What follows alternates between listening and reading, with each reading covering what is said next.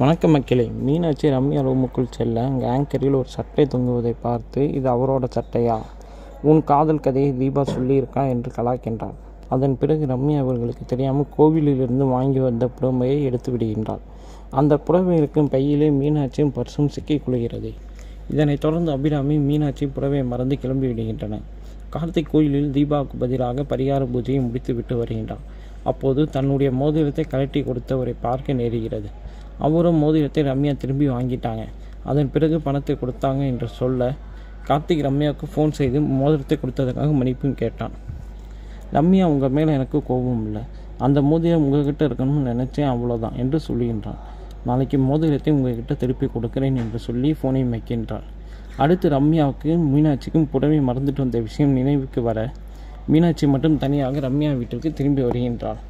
இங்கே வீட்டில் ரம்யா கார்த்திகை நினைத்து கொண்டு அந்த புடவை கட்டி பார்த்து கொண்டிருக்கின்றாள். இப்படியான நிலையில் அடுத்து நடக்கப் போவது என்ன என்பது பார்க்கலாம்.